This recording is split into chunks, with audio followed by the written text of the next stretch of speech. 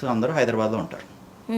హైదరాబాద్ ఓహో, మీ మీ అంటే ఒక రకంగా చెప్పాలంటే మీ తాతగారు వాళ్ళు వాళ్ళందరూ అమలాపురం సరౌండింగ్స్ లో, మీ పేరెంట్స్ అయితే హైదరాబాద్లో సెటిల్డ్. సో నేను హైదరాబాద్లోనే ఎడ్యుకేషన్ ఫినిష్ చేశాను. చేసిన తర్వాత నేను యుఎస్ కాలేజ్కి అప్లై చేశాను అనమాట అప్పుడులోనే. అంటే మీకు ఎందుకు ఫిల్మ్ యాక్టింగ్ పైన దీనిపైన ఇంట్రెస్ట్ వచ్చింది? అది ట్రై చేద్దామని అనుకున్నాను అప్పుడులో అడ్మిషన్ మామూలుగా ట్రై చేద్దాము అని అనుకుని అడ్మిషన్ రాదనమాట. యూజువల్గా కాలేజ్లో కొంతమందికి వస్తుంది, అది అడ్మిషన్ ట్రై చేద్దామని నేను ట్రై చేశాను. అప్పుడులో అది వస్తుందా రాదా అనేది మన చేతుల్లో లేదు కదా. అప్పుడు చేసినప్పుడు నాకు అడ్మిషన్ వచ్చింది.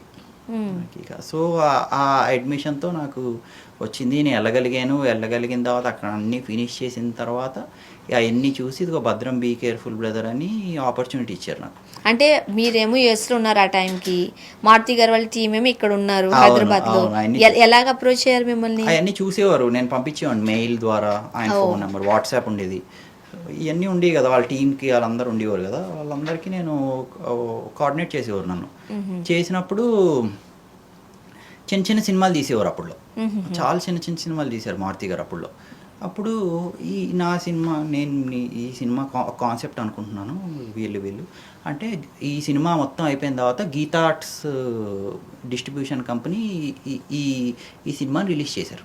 ఓకే, అల్లు అరవింద్ గారు వాళ్ళు టీము రిలీజ్ చేశారు ఈ సినిమా. సో బాగానే రీచ్ అయింది మూవీ.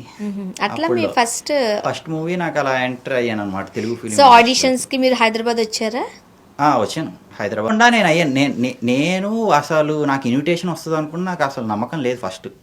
ఎందుకంటే అక్కడ కంపల్సరీ ఆ హాలీవుడ్ ఫిల్మ్ ఇండస్ట్రీలో సినిమా నామినేట్ అవ్వాలి వెళ్ళాలంటే అక్కడికి. అదే చెప్తున్నారు ఇంతకు ముందు నుంచి. 95th నాటు మన RRRకి వాళ్ళు ఫిలిం చాలా నామినేషన్స్ వచ్చాయి, కానీ అన్ని నామినేషన్స్తో పాటు ఒకటి విన్ అయింది. అంటే ఎంత కష్టం చూడండి. అండ్ యాక్చువల్గా మనం టీవీ ముందు చూస్తూ ఆస్కర్ అవార్డ్ ఫంక్షన్ చూస్తున్నప్పుడు మనకు ఒకలాంటి గూస్ బంప్స్ వస్తాయి.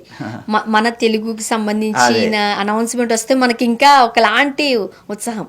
అలాంటివి మీరు డైరెక్ట్గా వెళ్ళి చూసారు.